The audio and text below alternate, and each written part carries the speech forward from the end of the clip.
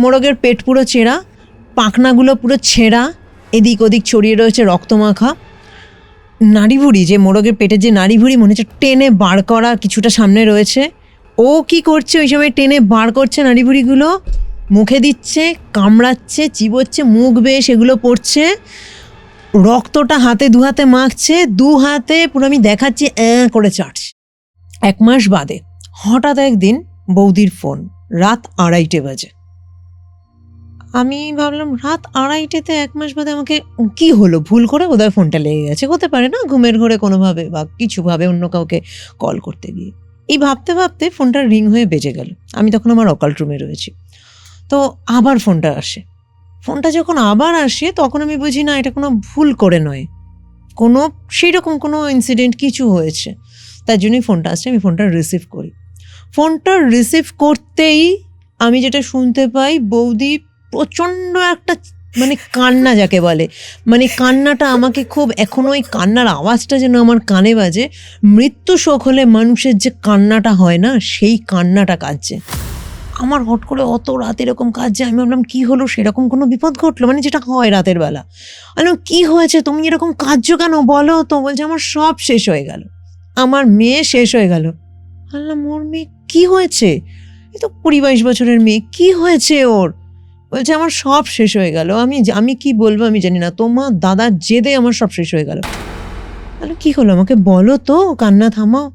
বলছে আমি বলার জায়গাতে আর নেই, মানে শুধু কেঁদে যাচ্ছে যে তোমার দাদা কিছু পাঠাবে, তুমি দেখো কিছু করতে পারবে কিনা। মানে এখনো ওই সময়টা ভাবলে না, মানে ওই সিচুয়েশনটা, ওই মুহূর্তটা, মানে আমার যখনই মনে পড়ে না, আমার নিজের মনে হয় যেন মানে গায়ের লোম খারাপ হয়ে যাবে, এইরকম সিচুয়েশন। তোমার দাদা কিছু পাঠাচ্ছে, দেখো আমার সব শেষ, আমার মেয়ে শেষ হয়ে গেল, ওকে বাঁচাও, বাঁচাতে পারবে তুমি?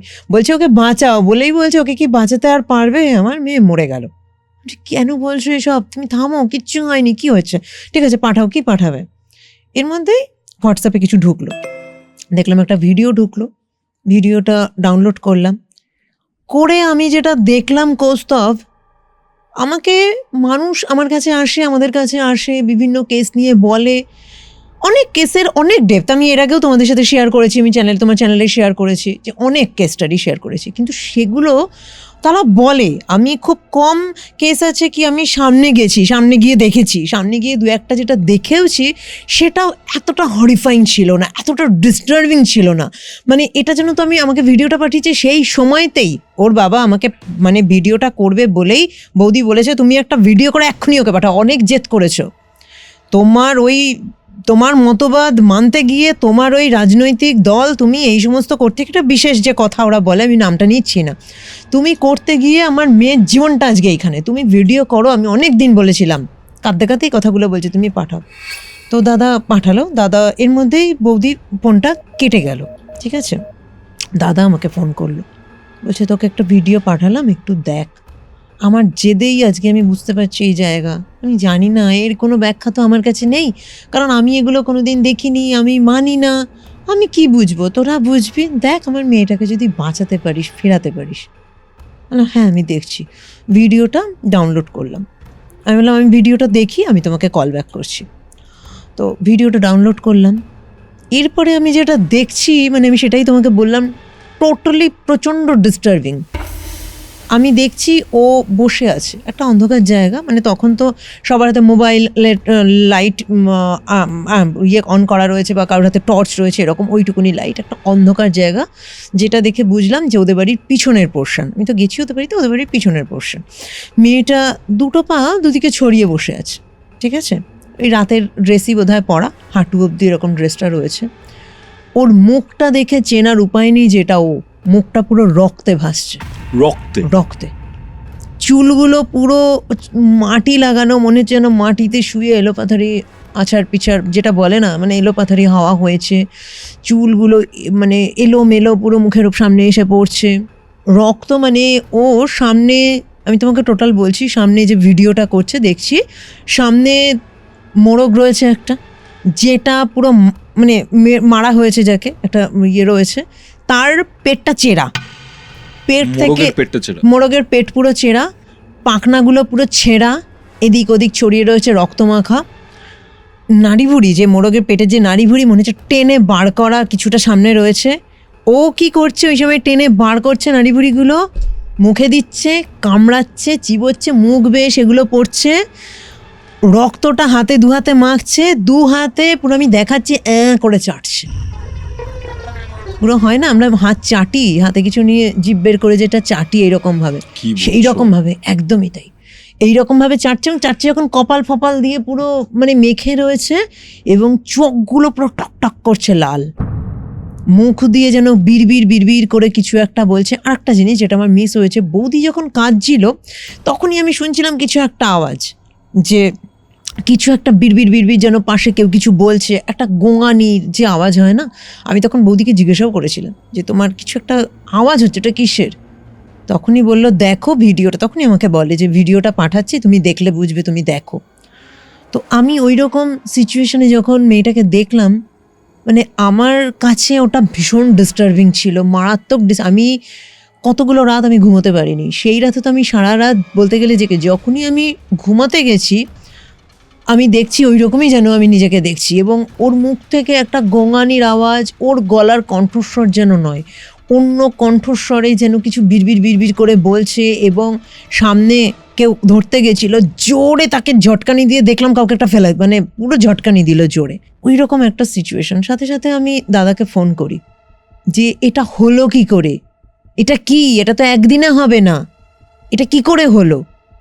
বলছে এটাই আমার দোষ, যে অনেক দিন আগে থেকেই যখন একটু একটু করে ও সিমটম একটু অ্যাবনর্মাল দেখছিলাম, তোর সাথে একবার কন্ট্যাক্ট করতে অনেকবার তোর বৌদি বলেছে, কিন্তু আমি যেহেতু নিজে মানি না, বলতে পারিস আমার ইগো, আমার প্রেস্টিজ, যে আমার মেয়ে, তাকে আমি এইসব করব, তার এইসব হচ্ছে। আমি যেটা তো পজেস হয়েছে। বলছে আমি তো এসব মানি না। এখন দেখ কি করবি, এখন ওর এই অবস্থা, এটা আমি কার কাছে আমি নিয়ে যাবো, আমি কোন ডাক্তার দেখাবো? ডাক্তারও তো ওকে দেখিয়েছি। আমি তখনও দাদাকে বললাম কোথা থেকে তুমি, মানে জিনিসটা তো আজ থেকে শুরু হয়নি, তোমরা যবে থেকে অ্যাবনর্মাল কিছু শুনেছো তখন থেকে আমাকে বলো, মানে অ্যাবনর্মাল কিছু তোমাদের নজরে যখন থেকে এসছে।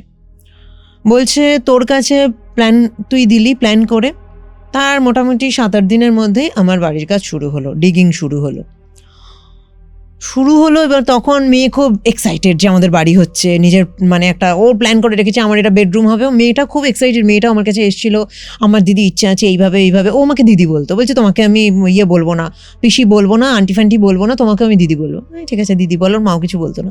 দিদি আমি এরকম একটা বেডরুম ভেবেছি সাজাবো, এরকম কালার। আমিও বলে দিয়েছিলাম হ্যাঁ তুই যখন কালার করার আগে তো আমি বলে দেবো এইভাবে করবো। তো অনেক প্ল্যান, আমি এখানে এটা রাখবো, এখানে ওটা রাখবো। বলছে তো ভীষণ এক্সাইটেড।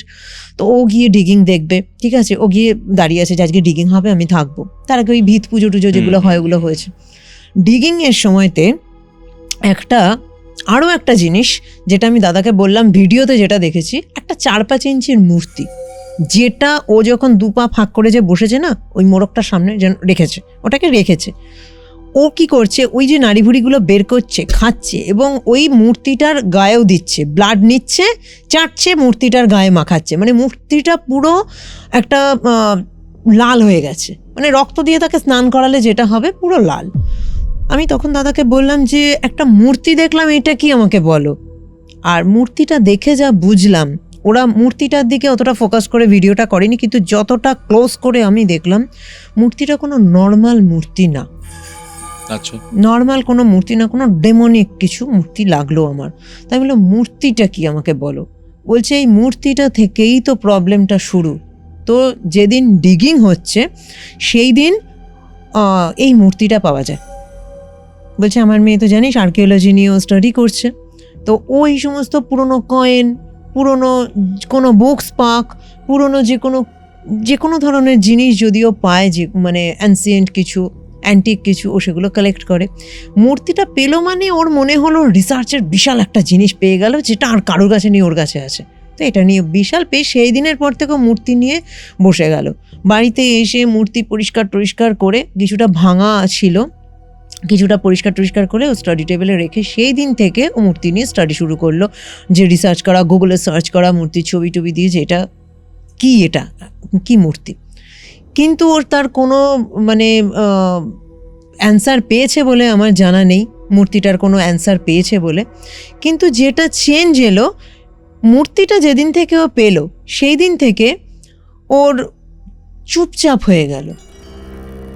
তো আমরা প্রথমটায় চুপচাপ হয়ে গেল। আমরা প্রথমটায় ভাবলাম যে এটা নিয়ে ও যখন কোনো জিনিসেও খুব ফোকাস হয়ে যায় না, তখন ওরকমই খুব সিরিয়াস, এবং তখনও যেমন সবসময় যখন প্রাণোচ্ছল থাকে না, তখনও ততটাই সিরিয়াস হয়ে যায়। তো আমরা সেটাই ভেবেছি যে মূর্তিটা নিয়ে স্টাডি করছে।